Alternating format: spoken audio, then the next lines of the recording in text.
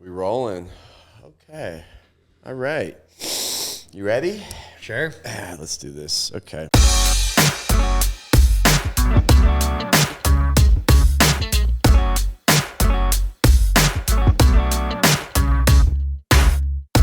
Hello, everybody, and welcome to another episode of the Robertson Stash. I'm here with my good buddy today, Jakey Martin. How you doing, brother? Good, man. How are you? Good. Good. Well, thanks for being here today. Thanks for having me. So you go by Blitzkriega online. That's a great name. What's the story behind that? Nice for hopping right in. Okay, first of all... Just so people can find you online and, Blitzkriega, but... Yeah, totally. So, first of all, I tell people that it's Yiddish, actually, for lightning warrior. Direct translation as a Yiddish speaker. So what does that mean? Like, was that an old term? Basically, where it comes from is I used to roll around with my brother's gang in high school. They kind of brought me up and showed me what was cool, including like glass blowing very early on. Really? Yeah, and so one of the guys, shout out PF. I guess here I'll go. Meow, meow, meow. Meow, meow, meow. Shout out PF. Shout out PFs. PF apparently was in history class and learned about the Blitzkrieg, like the lightning warfare. And he raises his hand in the middle of class and tells the professor, I'm going to get so blitzkrieged after school. And then it basically like everyone laughs and it becomes a thing where blitzkrieging is like what we did after school. And then at a certain point, I was able to out bong hit all of these guys who had like a good 2 years on me and were like swimming champions, you know, and had like lungs of absolute Adonises. So once I was the one taking like the biggest bong hit, which was for some reason, like an honor back then, they deemed me the Blitzkriega. Okay, so that name was chosen for you by your peers at the time. Totally, by like my big brothers. Lightning Warrior. Yeah. That suits you. That suits you.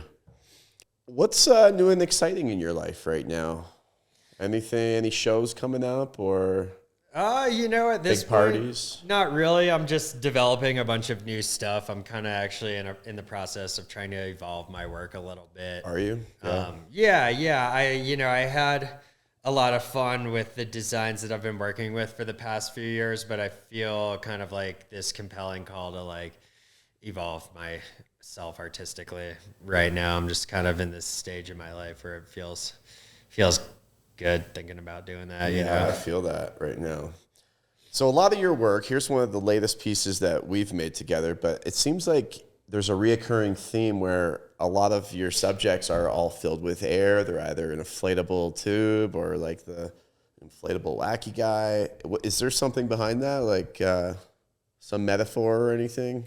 Yeah, I love working with the theme, like the running theme of inflation, because like glass works, there's like an expansion from within outward, which for me, the idea of that is very like representative of my personality, which is, I really try to put in as much of my work, like literally or not as much as possible, just because I feel like within the pipe scene, there is a lot of redundancy that you find. And you're always going to find that in a very like niche scene where, like, what do you mean by that? Just like people like sharing and repeating techniques, like color patternings, shaping, the hype, like hypeness, that kind of. Yeah. Sometimes the hype affects that, sometimes just working in the same studio as someone affects that, whether positively or not. I feel like there's like this respect amongst glass blowers that at least the old school guys like that I learned from had, where you kind of like know where everyone's like intellectual property lies, and you try and some boundaries. You try not touch those boundaries so much. And I sometimes, and with all due respect, of course, see people practicing that redundancy a lot. And I personally, as an artist, don't necessarily want to represent myself and my personality in a redundant or like conformative fashion at all. Like I want anything that I make to basically just be a representation of like my voice or, you know, a representation of my personality, and let my work be the thing that I use to express myself and leave a mark, I guess, you know. So who, you mentioned you know, the old school crew that you learned from, but who were some of your early teachers in glassblowing? I mean, I've had such a crazy journey with that. Really initially, there was this guy named John B. who worked out of Virginia Beach, who like first got me blowing glass when I was like 16, and I used to surf with him, and That's just awesome. like, yeah, he was just like, come by the studio and learn what's up. He wouldn't let me make pipes because, you know, obviously it was illegal at that age, but he was one of the like OGs, especially in our area. And he ended up getting super fucked during like Operation Pipe Dreams when like Ashcraft was like raining hell down on everyone. He got in trouble then? Yeah, and he straight up like had the balls to take his case all the way to the Supreme Court because he's just like a good old boy and a fighter.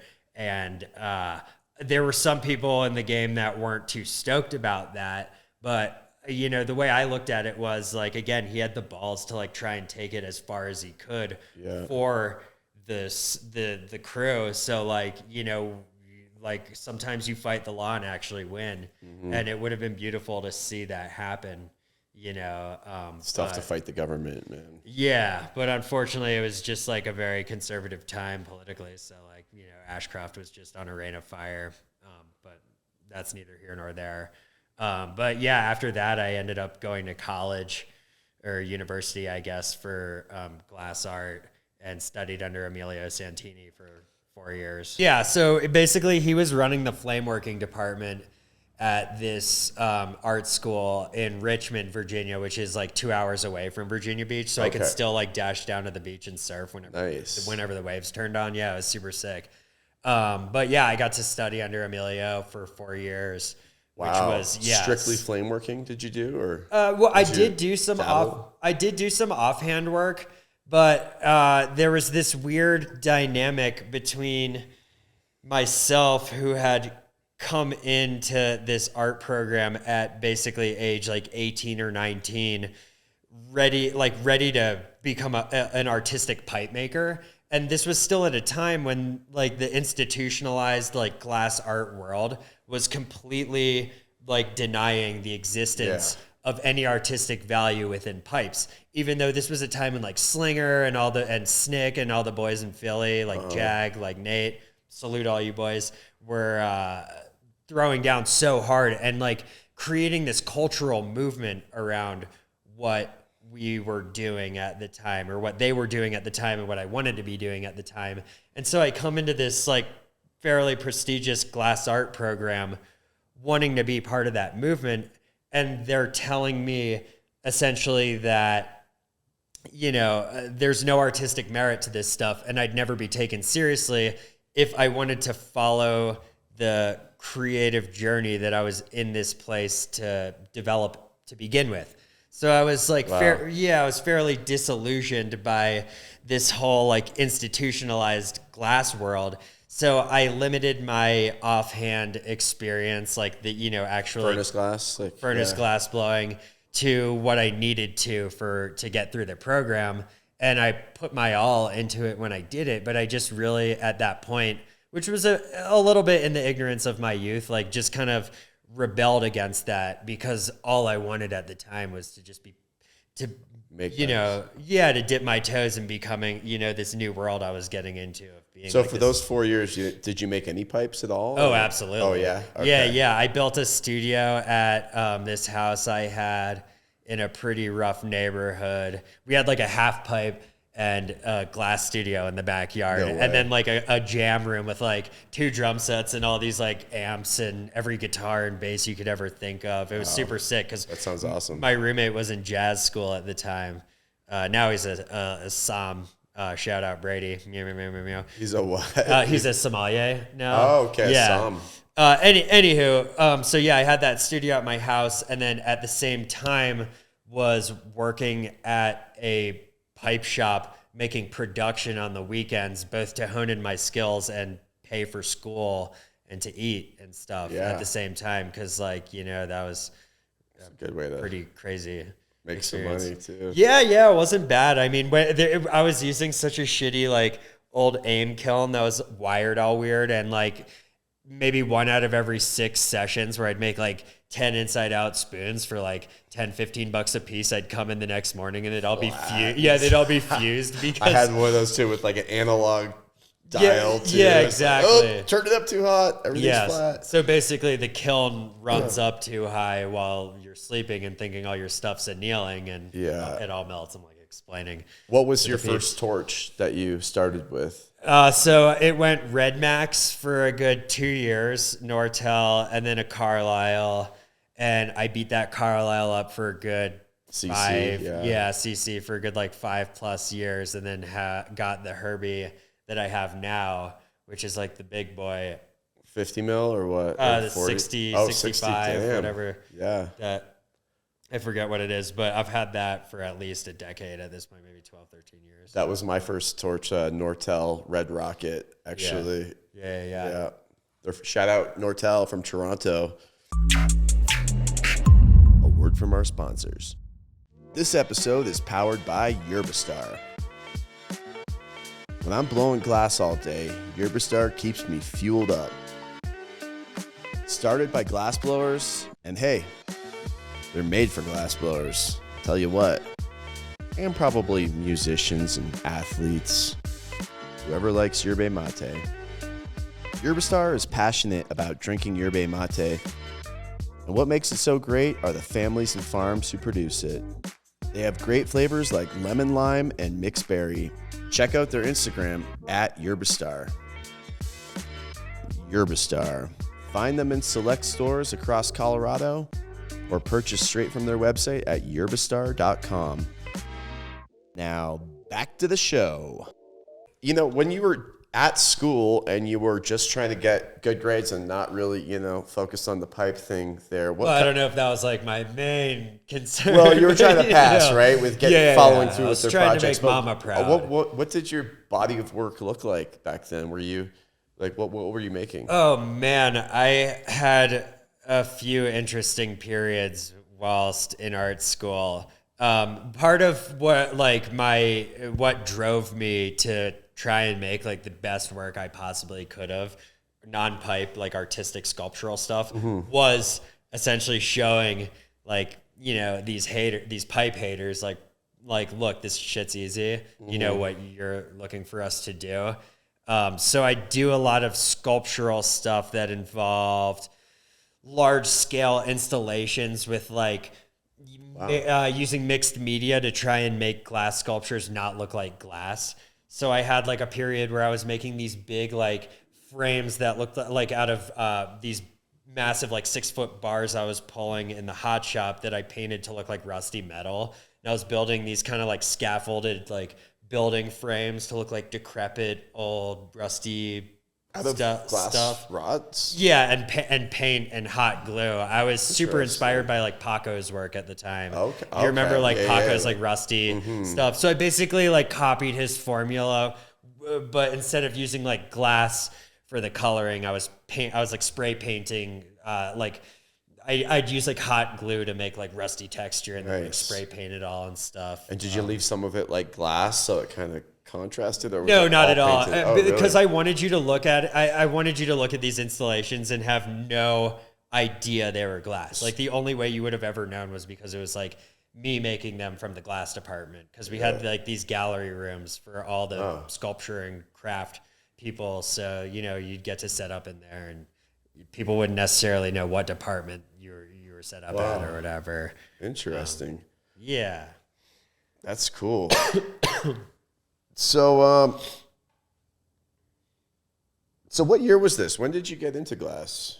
So I started blowing glass initially. Sorry, I'm going to spark this. Yeah, me too, actually. So I started getting into glass initially. I think it was about 2003 or 4. When I first got my first torch, and when I was in high school, like my parents let me build a studio in their garage, which God bless them. I don't know why. So you're coming up to 20 years or so, right? Yeah, I think this year, as crazy as that sounds, is my 20th year. And that's why I like took it to college, you know, because basically I was going to go to culinary school before that, and then found glass and was like, fuck this, I'm going to school for glass, you know. So do you had a passion for cooking back then too? You like to? Yeah, I still do. It's like one of my cathartic hobbies, you know. That I love to cook, man. That and jazz, like drums, you know. Yeah, you do kill on the drums. Oh, thanks, man. And you're into music, DJing. So you're in a group with a couple of your friends, right? And it's called Killsmith. No. So Killsmith is the artist name of my best friend and brother. Okay. Who is blowing up and super sick, and I urge everyone to go check him out. Hopefully, we can get him on the podcast. I'd love that. And we'll put a link. We'll put a link to his music and stuff. Yeah, and he's actually just like an incredible bass music artist. And I've gotten the pleasure and joy to be able to DJ some parties, sometimes alongside with him, basically just out of like nepotism, because like he'll like score me the gig. But yeah, I definitely like have a lot of fun doing that, you know, playing music for the people. And you guys throw like a collaborative party, right? Is that right? Like so I hopped on helping him throw a party that, you know, he originally started.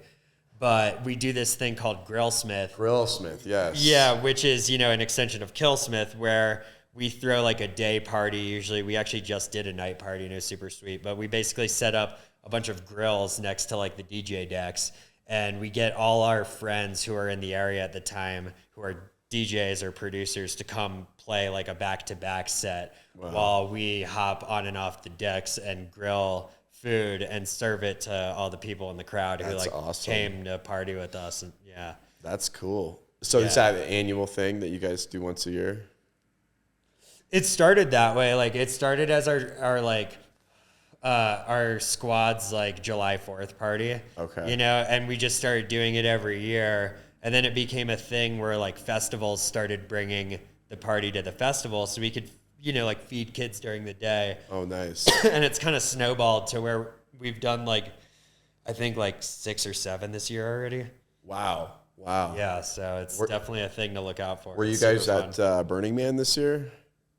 Did not make it to Burning Man this year. And, unfortunately, me being a newly deemed homeowner, I had to skip this year and keep the resources close, you know? Fuck yeah. The fun part of adulting, you know? Yeah. Yeah, it seemed like they got kind of a rainy season this year out there. Everyone got stuck in the mud a little bit. I guess that's perfect. Everyone I talked to had so much fun with that. Time. Yeah, they were basically like, this is like the sickest like variable you could throw in like a magic bag full of variables that you want weird things to happen to like enhance the like survival experience. Really? Yeah, totally. And it kind of like filtered out a lot of people who weren't willing to go the extra mile to be there early or get in there, you know, like, which is cool because sometimes you have a mixed crowd of people who are like at Burning Man, you know, people who are there to be part of the community, and then people who are there to like stand on the side, take a selfie. Yeah, and spectate essentially, which is like one of the golden like no-nos, you know. Yeah, just be there now. So, you know, you do a lot of collabs. Let's talk about collabing a little bit here. Can you recall some of your favorite collabs or one of your favorites besides this one? Well, I was going to say lately this one is I honestly haven't been doing too much collaboration just because, like I was saying, I've been focusing a lot of my time in the studio on trying kind of buckling down, keeping my head down, making prototypes, not releasing stuff, R&Ding. Yeah. And I find like collabing kind of gets in the way of that brain process. Yeah, your own sometimes. Personal development. Totally. Sometimes. And it also, you know, it got to a point where, you know, I'll get hit up from time to time to collaborate when it's not necessarily like the right place or the right time, which is kind of, you know, like it's kind of hard to feel out when it's appropriate to collab with someone. Usually like us, like with a piece like this, we're homies. We've known each other a really long time. You know, it's just like a pleasure to come see you, not let alone make some work.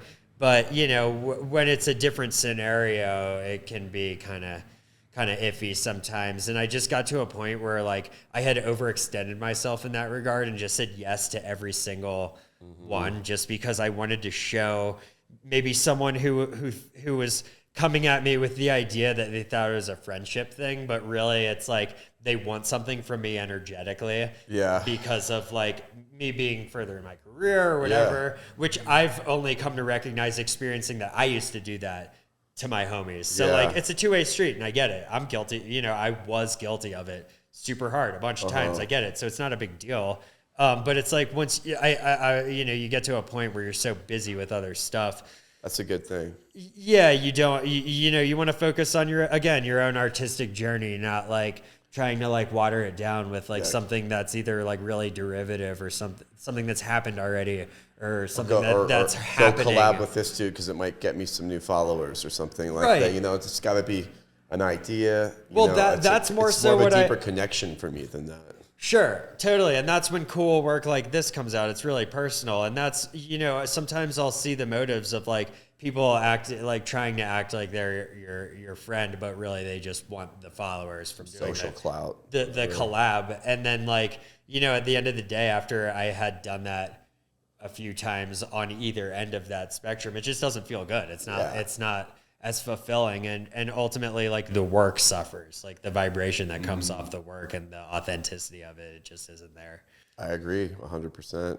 Did you find, like, what were some of the challenges that that you faced or I faced with this piece? Do you remember? Yeah, absolutely. I made this cup twice because I just didn't like the first one. Well, going back to like, you know, some of the like collab dynamics we were just talking about, one thing that I've noticed every time basically that I go to travel and work in someone else's studio as opposed to work in my own zone is that like you build a muscle memory around everything to do with your studio. And for me at least, like my adaptability is strong, but not nearly as strong as I've seen some other glass blowers, to where like there had been points in this piece where if I were in my studio, it would have been a breeze overcoming some of the challenges. Like the bottom got pretty big at one point and it was not shaped before we had attached it to the giraffe. So getting it on there and then shaping it at the same time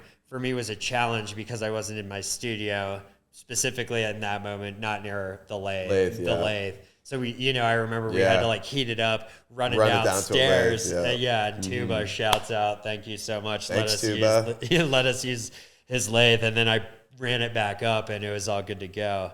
Yeah. Like that challenge of overcoming your comfort zone, essentially, you know, your physical comfort zone. Yeah, I guess it's definitely a lot more comfortable to make work in your own studio where you know everything is. Yeah, it's like I could probably do it like especially a balloon dog. Like at this point, I could do it with my eyes closed. Watching the show on TV. Yeah, in my studio, just because I know where everything is, you know.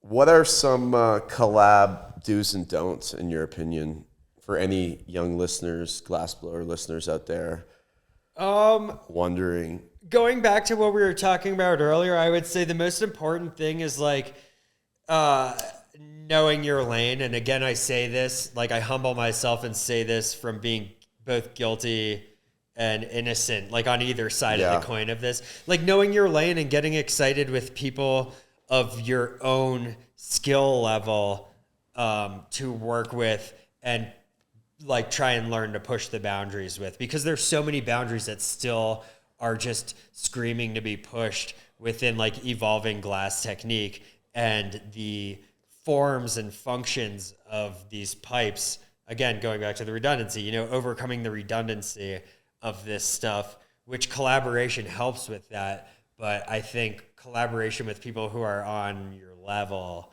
you know what I'm saying?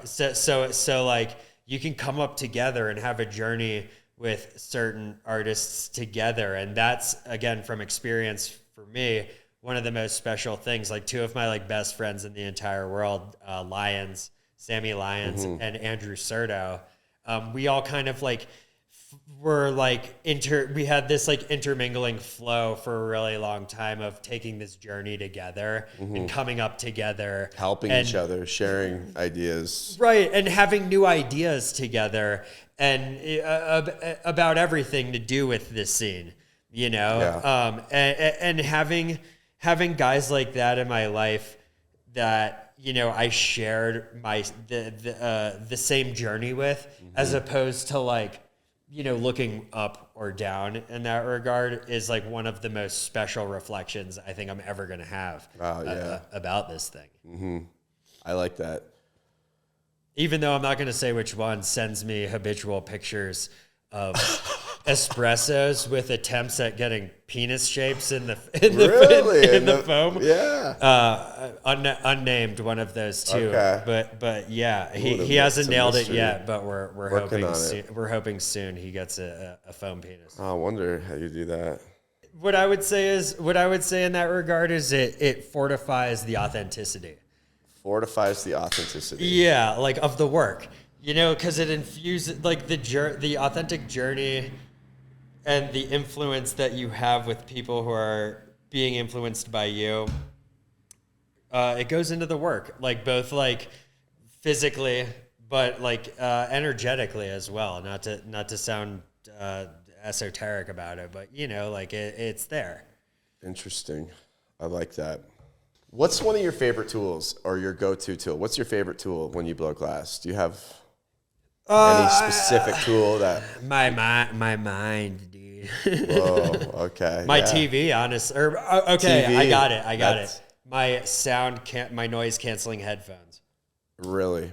Yeah, I can see the value in that in a shop. In a shop people. With 10 really interesting dudes who are all like my really good homies. Like, it's super sick. I could see that being a distraction. I'm not complaining. Yeah. But so that's I wouldn't have thought of that. Mine's my 10-year-old butter knife. Oh, nice. That I use. Okay, here's a question for you. If you could smoke a joint with anyone, live or dead, who would it be? Oh, man. One of my absolute heroes, Steve Irwin, crocodile hunter. One of the best men ever to walk this earth. I loved him. Yeah. What happened to him exactly? Stingray or something? Stingray to the heart, dude. Whoa. God was calling him back, man. He was too good of a human for this world. Yeah. What were some of the things that really resonated with you? First of all, he was sick.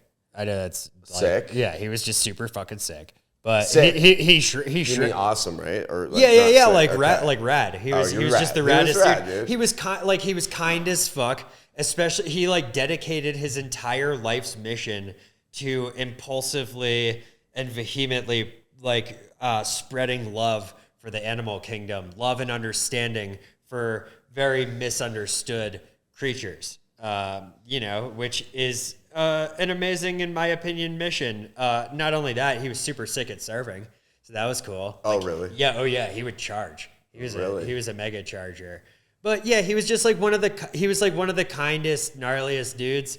And on top of that, he had like the sickest mullet. He had like the sickest mullet ever. So he's like my brother in mullet arms, you know? Wow. So did you ever have a chance to meet him or see him live or anything? No, I didn't. Okay. I wonder if he was like a big asshole off camera. I hazard to guess that's impossible. Yeah. You never know, dude. But I liked him a lot. And I don't think there's anyone in this entire world who has anything bad to say about Irwin, honestly. Yeah. God bless the guy. Yep. I agree. So you've been working how long have you been working at the portal now? I think 6 or 7 years now at this point. Yeah. Nice. My home 5 minutes away from home. You live 5 minutes away? Yeah. Perfect. Which is super sweet. That's great. I got my crusty old ass out of bed and ran up there in like 20 minutes the other day. You ran there? Yeah. Oh, good. Which was super sweet. I definitely had to stop once or twice because like my hips hurt, which I'm like, fuck, I'm actually getting old, dude. Wow. 6. How many miles is that away? Like as the 1.5, 1.5 Oh, or really? 2 That's how miles or far I something live like here. that. 1.5, and I walked in the other day. Try- My shins are still killing me, There you dude. go. Uphill. I know. What the hell's happening? Yep. Sands of time. Yep. Stuck in my bathing suit. Oh, what else? What else do we got today? What's on the horizon for you? Anything? Any big plans? Travel plans? Not really, man. I'm just getting my house together. I'm building some greenhouses over there for vegetables, of course. Okay.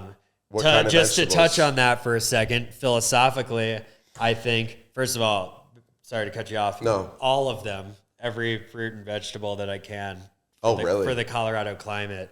But like philosophically speaking, I think that farming, like creating sustenance for yourself, is one of the most revolutionary things that kids of like my generation, the millennials and the Gen Zers, Don't appreciate it. well, we're never educated on, but it's one of the most revolutionary things we can do to fight these powers that be that we feel powerless against. Like, it seems super simple, but any sort of sustainable system you can create for yourself at your home. I know. For any like necessity, be it food or water purification or power generation. I think it seems super simple, but doing that kind of stuff frees you from the grip of like these systems that kind of ultimately are like capitalistically driven and like a parasitic force on the. They want you to depend humanity. on them, you know? Right. Well, Exactly. they need you to for the wheel to keep turning. Exactly. You know? So But what if the like, grocery store is shut down and the water supply gets cut off? How many people are? What's going to happen? Do you think? I mean, yeah, I'm not so much of a survivalist in that sense, but it is a good contingency plan. Like, it really is, you know. I just also love it. It's like a beautiful art form. My mom is a flower lady and has like a gorgeous garden, and she always has. I find it very therapeutic to grow. Like, I had an orange tree, but I killed it. Nice. I trimmed God it bless. too much. Yeah, rest in peace. We're trying to see if it's going to come back. We switched I hope the pot. it does. Yeah. But yeah, the like going out and like picking part of your breakfast out of your garden and then going That's lovely. and preparing it. Excuse me. Ooh. Yeah. Cheers. Cheers. Speaking earlier about like this whole idea of representing my personality with my work, like one thing that I really like to like subtly suggest with this like inflated, expansive, fun, really applicable, associative work is the idea of fun and play, which, you know, hanging with my friends is a big reminder of that. And it keeps me in an actual mind state of wanting to celebrate. Fun. That's fun. a great way Yeah. to direct your life. Totally. You know? And that's like an extension of my personality, and it's cool to represent that in the work. You know, it's Having fun makes you happy. sure. Simple. Yeah. And it's like you can kind of like take it further and get like nostalgia, you know, you get nostalgic feelings of being connected to your childhood from that, which is kind of where some of the imagery I use comes from to make that connection. Like the balloon animal, like the twisted balloon animals, you know, like which culture like from childhood doesn't have an association with that. I don't want to exclude cultures who don't, but you know what I'm saying. No, Like that's it's a pretty iconic, universally applicable, iconic thing. Totally. And then the pool floaties, another like who You're doesn't never sad in a pool floaty, right? When you're out there enjoying that in the pool, no one's sad. Yeah. It's a happy time. totally Drinking a cocktail or chilling. Yep. Well, I love it, dude. I think anything that makes somebody smile, you're onto something. Like, if you can, you know, your art or your jokes, it's a good way to get yourself out there. What else makes you happy? Anything? My dog. Your dog? Yeah. What My kind ca- of? and my Oh, cat- my Jenna. cat- and Jenna my Weave. cats, yeah. My dog and I my love cats. Jenna Weave. I love my animals so much. Oh, how many? You got cats? Yeah, so I have two like designer ragdoll cats that are half brothers, and their names are Harry and Marv, like the wet bandits in Home Alone. I don't know if Okay, you yeah, recall. yeah. Yeah, totally. And yeah, they're great. They're my son. They're my sons. And Why are they like? What do they look like? they're like white, fluffy Really? designer Like cats. on the like toilet basically. paper roll, like the. Yes, yeah, Okay, yeah, yeah, basically, like- exactly, and they have like beautiful blue eyes. Like Wow. my real estate agent, Beautiful. my real estate agent, who's like this really off the charts interesting lady. She was one of the many things she does was breeding these like show cats, and I happened to build a rapport with her, and then at a certain point got one of the cats as a Christmas gift that I ended up getting back.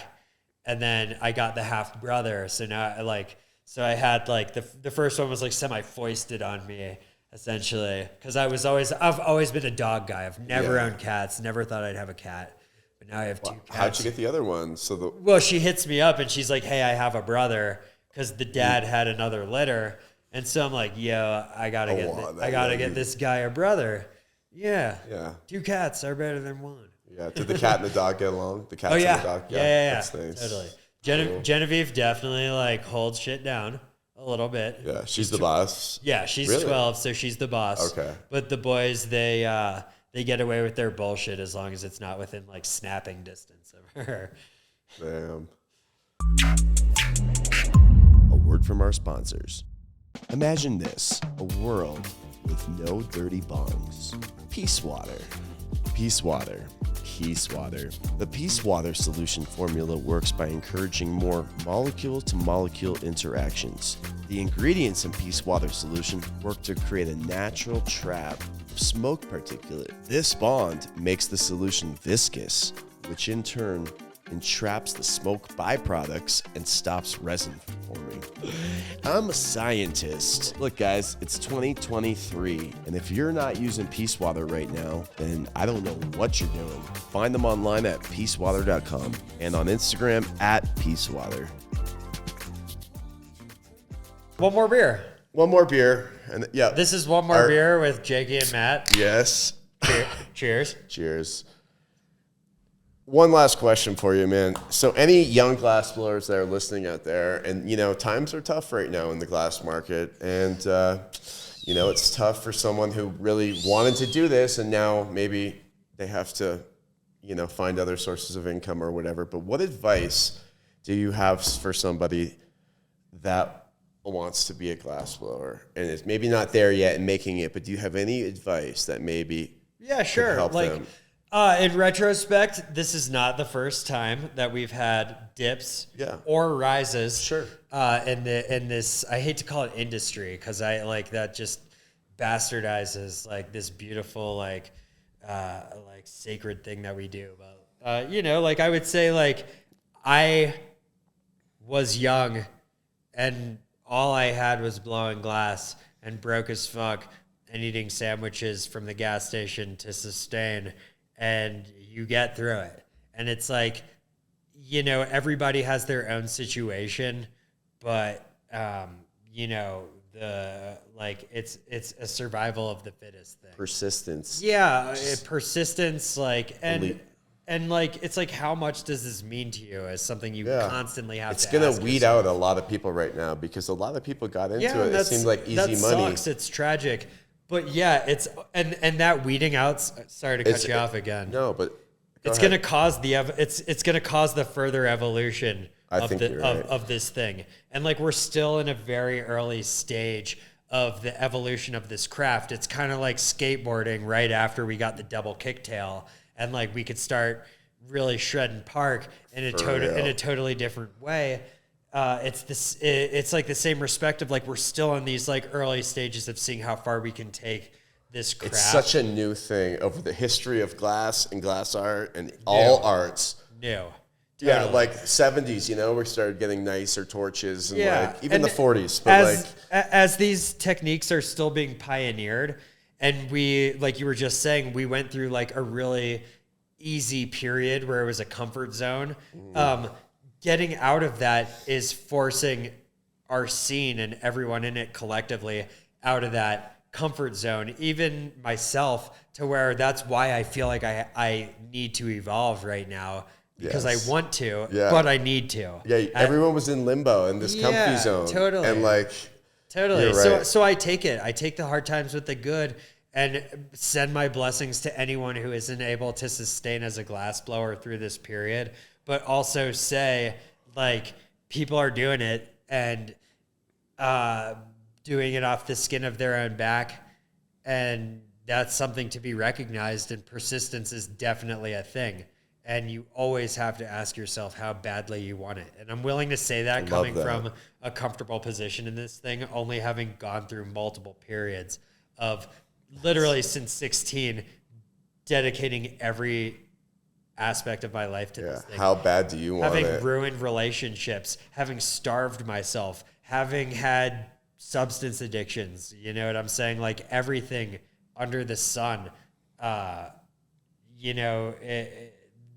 that's beautiful. Like totally. That's a really inspirational thing, dude. Like how know, bad do you want it out there? That's not. I like, I never like to like praise myself, but like, coming from someone who I guess is successful in this game in one way or another, like sure, I consider myself successful. My mom does, so that is my consideration. But the advice as a seemingly successful glass artist, you're paying the bills, you're living the dream, you're doing this every day. That's a win. To someone who wants that is just like always remind yourself how badly or how not badly you want this, and that should dictate how far you're going to go with using dedication, glass pipes as your means of expression.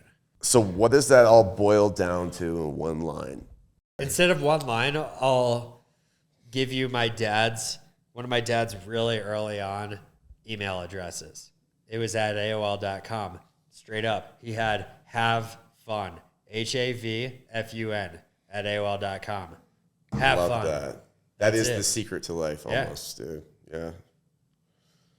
And be respectful. Respect your elders is one thing I want to say. I love that. That's another thing I want to tell the youngsters, like especially the Gen Zers out there, is fucking respect the respect goes a long way. Respect the elderly and just have patience and respect the elderly. Yeah. That's like one thing I practice and it makes me feel great. That's awesome. Yeah. It's having patience for the elderly. It's a real nice. Because they drive really slow, but they deserve our patience. So yeah, let's wrap this episode up. I think we did a great job. Look at you in there. Yeah. Is that my good side? It is. They're both your good sides.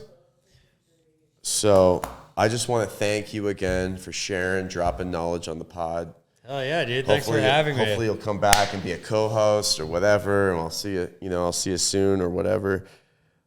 But I'm signing off today, everybody. There's the camera. Thank you for listening.